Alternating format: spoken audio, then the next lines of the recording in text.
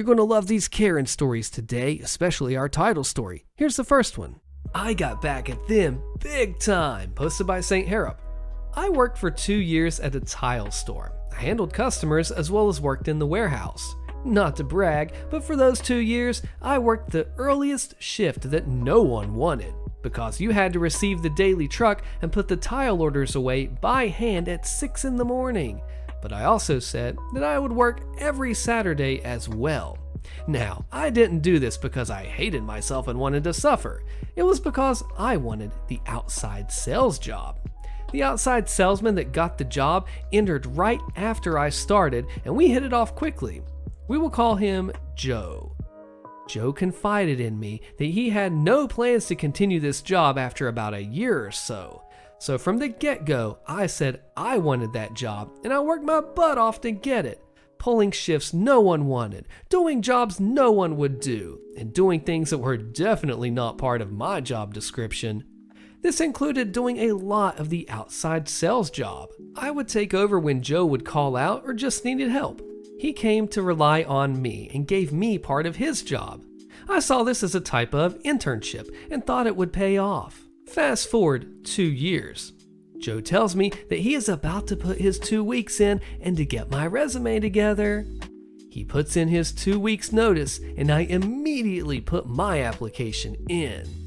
I got the backing from both Joe and the branch manager to get the job and did a pretty good job on the interview. I knew that I was pretty much a shoo-in for the job. I had seniority and it never caused a problem in my time there.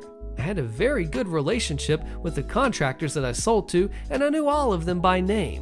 The main part of the outside sales job was working with the contractors, so I felt confident, to say the least, that I had what the company was looking for. 2 other employees applied as well. An ex-convict who had anger problems that will come up later, we'll call him Bob, and a recently hired woman who had no experience in tile, we'll call her Ann. The only other job she had ever done was as a secretary, and she was currently just helping customers with selections. Both of them were older than me. I was in my early 20s and both of them in the 30s. A couple of days after that, I got a call from HR telling me I didn't get the job. Instead, they wanted to give it to Ann. I won't lie, I thought I misheard or that it was a prank at first. The only reason HR would give me as to why they passed me up for the position was, "You're just too good of a worker and valuable at your position for us to lose you. You do such a good job and are so responsible. We would hate to lose that." So, because I'm good at my job, you won't hire me for another one with more responsibilities? Yep, but to show how much we appreciate you, we are giving you a $1 raise. Do I still get my yearly dollar raise on top of this in a couple months? Well, no. Think of this as we are giving it to you 2 months early. I was fuming for a couple of days. Their excuse didn't make sense, and I had a feeling that I was being discriminated against due to my age. However, I was set upon making a point that they chose the wrong person that came up with a plan. Because I was so good at my job, I didn't get the outside sales job. So if I was bad at my job, maybe they would promote me then.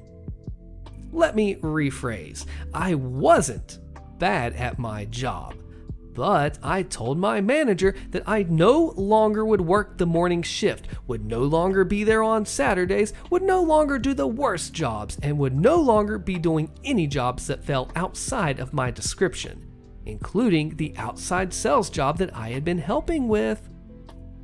Ann goes out for a couple of weeks for training and personal time, during which things are already starting to fall apart. My manager asked me to fill in for Ann just while she's away. He understands why I'm doing what I am, but asked as a personal favor. I agree, and things begin to get back to where they were before. Ann comes back, and I resume my firm stand. Anytime something was supposed to be done by the outside sales position that I normally did, I would send it her way. Customers, problems, heavy to lift things, and other favors that I used to do for Jo, I refused to do for her. It gave me a little relief to see her running everywhere trying to get everything done. She only asked me once to help her, to which I just told her that it wasn't my job. Those first couple of weeks, things were a little rough as most of the jobs were left over from when Jo and I were running things. So most of the problems came from the daily grind. But the weeks that followed were chaotic to say the least. Items came in late, jobs were missing or unordered, contractors didn't understand where their materials were. Mind you, these guys get paid per job. So every day their material isn't there is another day they don't work or get paid. So when their materials don't come in, their workers who are paid hourly are getting paid for no reason at all. My favorite one is when she accidentally sent an order across the country, costing the company thousands as we lost money on that job. As things were starting to turn into the dumpster fire I knew it would, HR called me in to talk about my attitude. "We have heard your attitude as of late. It doesn't sound like you are being a team player." "Well, I'm sorry to hear that. Have I said something hurtful to someone?" "No." Maybe did I hurt somebody's feelings unintentionally?" "No." "Oh, okay, so I just don't understand what attitude you're talking about then." "We have received word that you aren't being as helpful as you were to Jo as you are now to Anne." "Well, you see, I am far too valuable at my current job. I can't possibly detract away from that." They immediately saw that they had made a mistake in giving me that reason as to why they didn't hire me. They then told me that I needed to be more of a team player and would pay me an additional $1 an hour when the yearly raise came around in 2 months. I told them that it wasn't my job to do what they were asking, and if they wanted me to do that they would have to negotiate my contract. They told me that they would need to discuss it and to reconsider being a team player. I did not relent, and they weren't interested in renegotiating my contract. Well, 2 months after Anne got the job and things went to heck, she stepped down. Again, I put my resume in, as did Bob. Now, remember how I said that he had a slight anger issue? Well, that came to a head just before Anne put her 2-week notice in. Bob threatened a contractor. The contractor was a real piece of work, but that doesn't excuse the fact that Bob threatened the guy. Regardless, with this now happening and Anne putting in her 2 weeks, I couldn't see how they couldn't hire me. It was me or someone who threatened customers. I once again go through the process, but this time I play my cards close to my chest. They didn't know that after Anne was first chosen over me, I started to look for a new job. Just as this interview process was going on, a company called me back and offered me an outside sales job at their company. It was lower pay than my current company's, but they didn't need to know that. They also did not need to know that I accepted the position and told them I needed to finish my 2 weeks. I wasn't going to give them my 2 weeks though. I was going to make it look like it was a competition and try to string it for those 2 weeks. The company offered me the outside sales job and nearly begged me to take it. They apologized for making the bad decision of picking Anne over me and told me that they would love to have me in the position. Now, let the fun begin. I promptly told them that I would need to think about this as their competitor had just offered me that same job for a higher pay. The look on their faces was to die for. I pretended that it was a back and forth for 2 weeks, which conveniently went over Anne's quitting date and my new job's starting date. They got anxious because they now didn't have anyone for the job and finally gave me a final offer.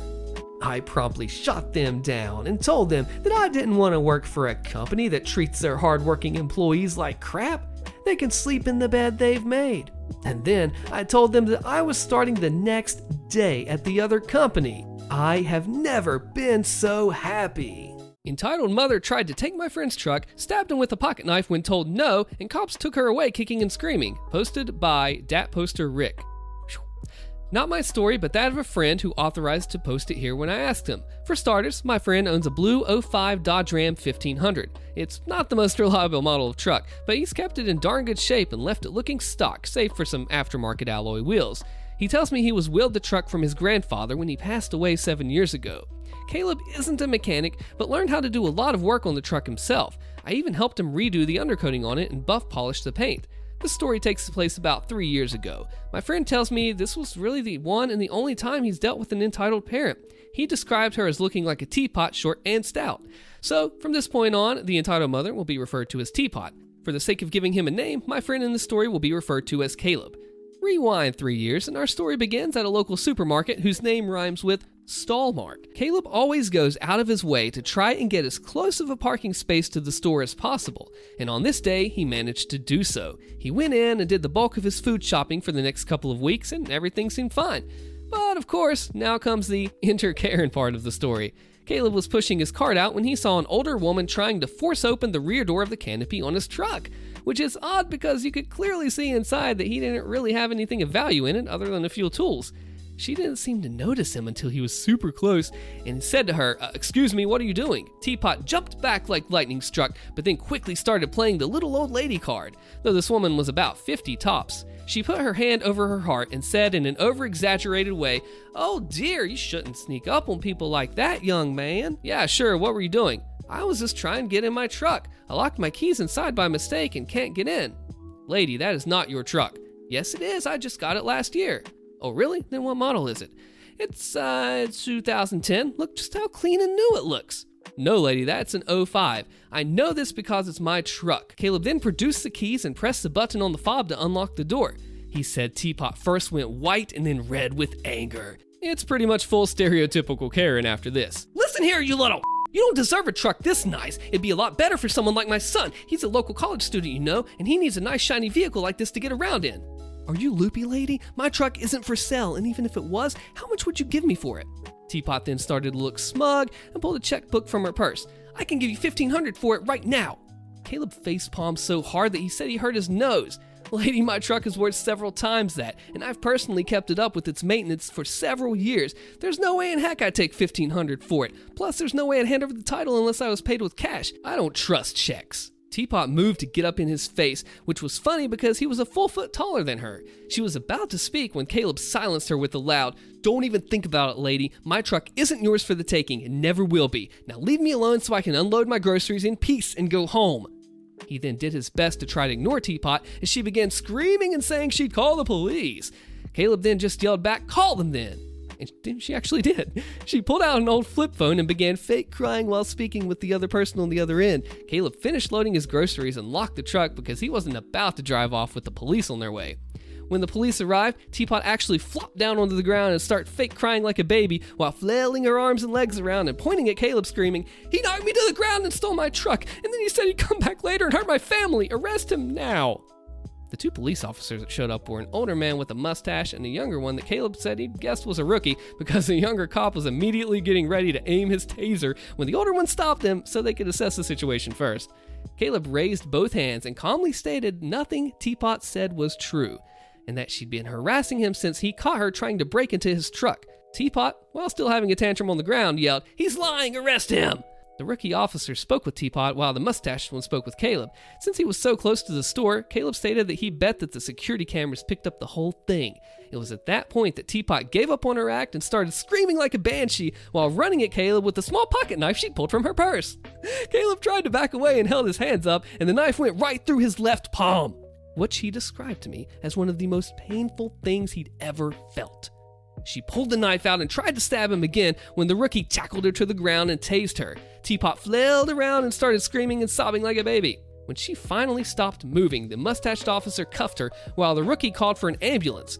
Teapot was loaded into the police cruiser, kicking and screaming, "Help! Police brutality! Someone help me!" Caleb was taken to the hospital and to attend to the stab wound in his hand. Turns out he was incredibly lucky, as the knife had gone right between the bones and not damaged any tendons. Later in court, Teapot actually tried to plead not guilty, but the evidence against her was overwhelming, and she was charged with attempted murder, attempted grand theft auto, and a few other things. The judge sentenced her to be put in a mental facility because clearly she was not well.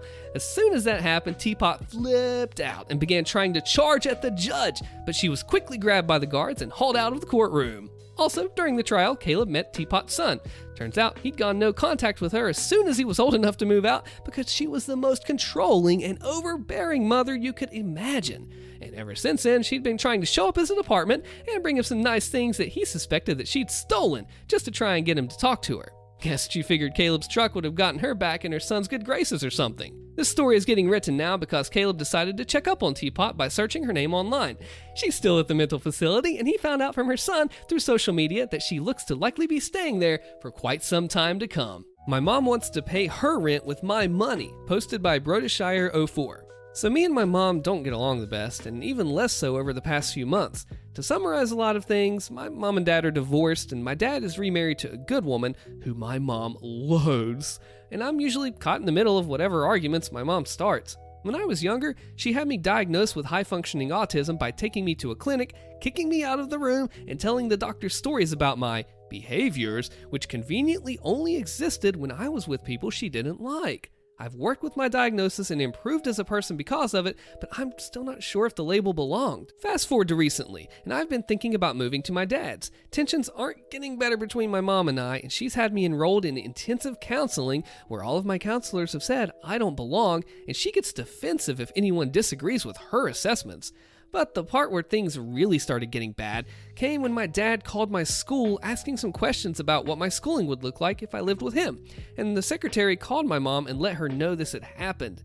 My mom started calling and texting me, telling me she was going to pick me up from school, drive over to my dad's town, and leave me there. I didn't respond and went on with my day. My mom's response was to unenroll me from the school district in hopes that it would ruin my progress and get me kicked out of my internship that I was in, and I found it through the school, so she thought if I wasn't in the school anymore, they'd have to fire me. My mom took me back to her house, and over the course of a week and a half, she broke my phone, disconnected the house phone, lied to the counselors, and screamed at me because in her mind, if I left, I'd be forcing her to live out of her car. She never hesitated to tell me that I didn't care about her or that my little brother secretly told her that he hated me. Luckily, some legality issues led to me not being unenrolled from the school, so I finally got to start going again. And on my 18th birthday, I left and got a ride to my dad's house in the city over. Now, though, I've come to learn that my mom was paying rent on her house using child support from my dad and my brother's dad, Social Security and disability money she was claiming in my name, as well as my brother's on top of her own Social Security. Me leaving should have been the end of it, but now she's taking me to court, trying to claim guardianship over me, and she's seeking to gain full control of all my assets. For those who aren't familiar with guardianship, it's basically a situation where an individual isn't capable of managing themselves and are in need of a guardian to help them function. It typically applies to older individuals or people with a condition that prevents them from taking care of themselves on any level. By no means am I as incapable as her agenda says. In a month away from her, I've gotten a beautiful classic car from a close friend and restored it to working order, not even spending $2,000 in total to get a reliable vehicle. And I'll be getting another car to work on later down the line. I've got my driver's license and insurance, I've kept my paid internship, and am planning to continue it through the school year. What my mom is doing is effectively taking my rights away to keep herself afloat.